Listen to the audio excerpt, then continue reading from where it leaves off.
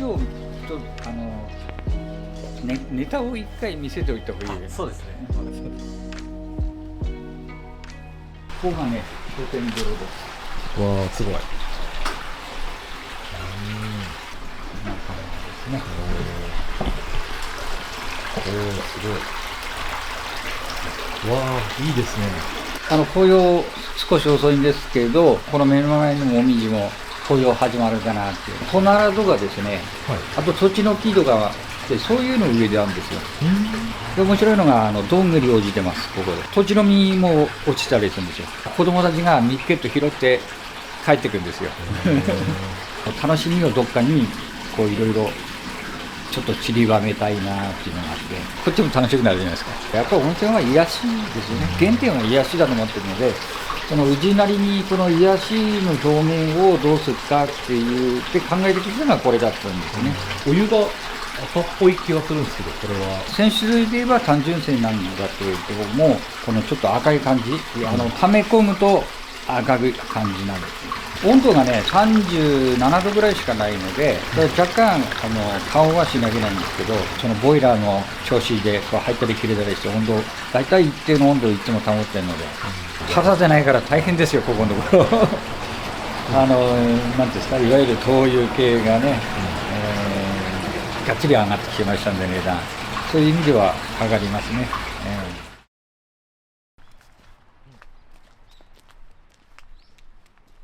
ちなみに、はい、ここのちょうどここの部分の田んぼ、見えるところのここを一応作ってるんですよ。あ、すごい。なので一応自家米っていうことで、お米も作られてるんですね。まあこんな感じですよね。はいはい。これは何ですか？ナス。ナスなんて5、6本あれば、はい、旅館で使う分と、下手すりゃ最盛期には従業員にもあげるぐらいできてくるので、ある程度こう使う分の旬のものはこう作るようにして、大地の恵みですよ。ふるさとのっていうか郷土の大地の恵みを皆さんにみたい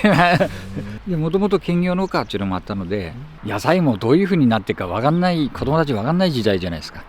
これってこういうふうになってるのねみたいなのが、それも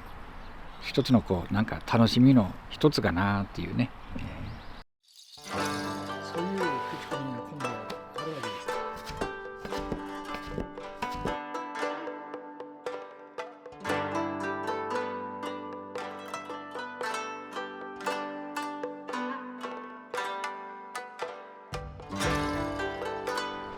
やっぱり人恋しいんだべな、多分人来るとこうやって。この猫はどうされたんですか？これは捨て猫ですね。捨て猫。捨て猫。どこに捨てられてたんですか？あそこの松の木の下に。松の木の根元。あそこですか？どういうことだよとかっていうちょっと悩んだんですね。これどう捉えたらいいんだ。とりあえず一旦育ててからかな。食品扱ってるのでね。中で買うわけにもいかず、こう猫部屋を作ってあげて、これは自分でお金かけてられないので、完成だっていうか、壁作るだけなんで、こういうことです。お邪魔します。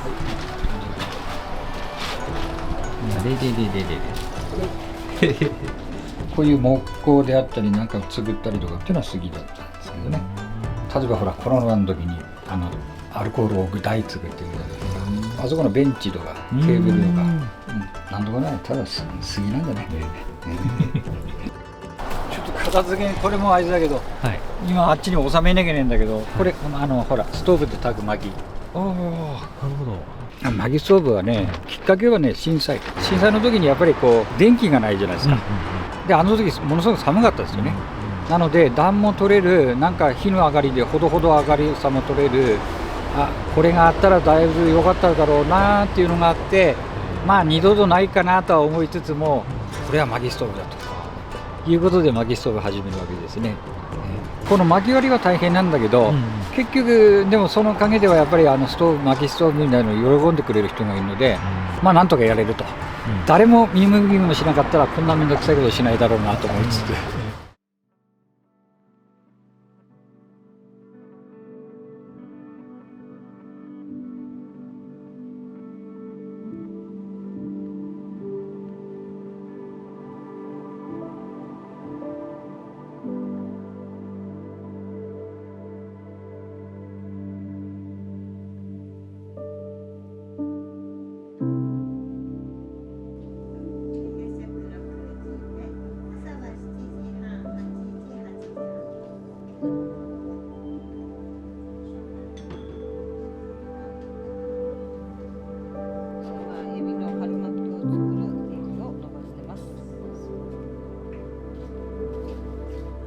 テーマはもう決まってまして、はい、でメインは10月のメニューとか11月のメニューとかありまして、今10月はじゃがいもとホタテのバター焼き、それと春巻きね、エビの春巻きが出ます。コース的に全部お鍋とか、あとは酢の物、前菜、お漬物、こういうコースで茶碗蒸しとか、それで組み上がってます。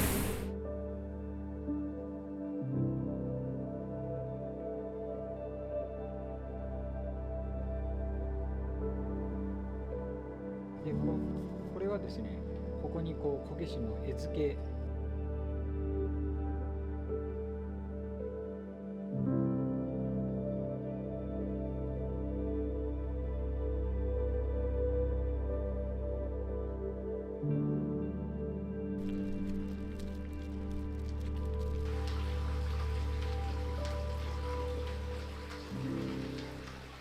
大崎市有の源泉の管理をして管理で受けということでやってるわけですね。普通皆さん目にすることないんですけど、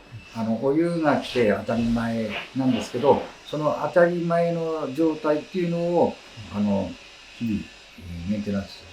パイプも腐ってくるわけですよね。硫化水素等々あるので、いわゆる腐食するようなのもあるので、パイプそのものを何年も経ってくればだんだん腐食してきて、大概掘削って言いまして、いわゆる同じところでいっぱい掘っちゃうと相互干渉して乱開発っていうような形になってしまうので、それを5本あったやつを1本にまとめて1本ちゃんとしたのを掘るっていう作業を行った時にはですね、で掘り終わってから噴気試験って言いまして、きちんと噴気試験がどうなってるのか、その噴気試験の時の映像になりますね。そのいわゆる鳴子の主力源泉である下地木源泉、そこのところがやっぱり途絶えてしまうとね、やっぱり鳴子全体がなんかお湯が枯渇したようなイメージに、それをいかに途切れさせないように、当たり前の今の状態をどうっていうかうまくキープしていくかっていうのがやっぱりね、一つの、使命なので。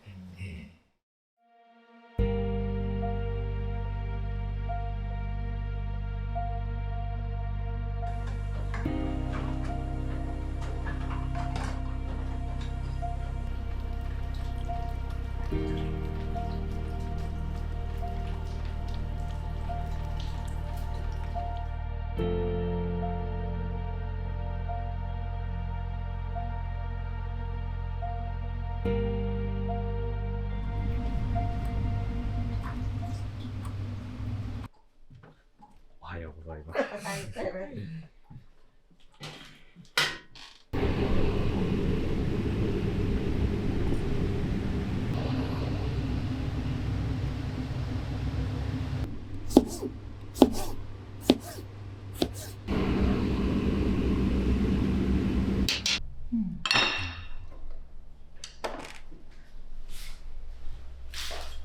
お味噌汁。うち朝味噌汁この鍋で熱々を食べてもらうので。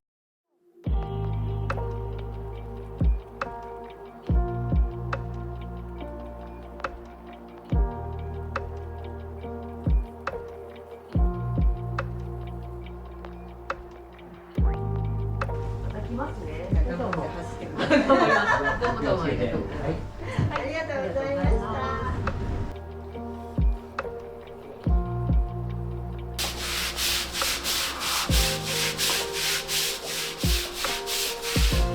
特別なことをできればいいんですけど、どうやって満足度を感じで帰ってもらえるかっていう、それが温泉が良かったなのか、料理が良かったなのか、はたまた違うものが良かったなのか、何でもいいからやっぱりなんか良かったなっていう感じでもらえれば、それで OK っていうかいいんだなっていうのにね、ちょっと気づいたんですよ。いろいろトライする、その中の一つにどぶろくがあり、そば打ちがあり、いろんな経験させてもらいましたんで、やっぱりそれは自分一人の何かっていうのではないです。やっぱりその陰で支えるうちの女房がいたりとかですね、人間としても楽な方がいいじゃないですか。で楽な方がいいんだけど、なるべくそういうふうに陥らないようにとか、そのためにはね、やっぱり楽しまねえと、ある程度は楽しまねえと。原点である温泉のその癒し部分っていうのはやっぱりきちんと守るっていうのが意識してやっていかなきゃいけないなっては思ってますけどね。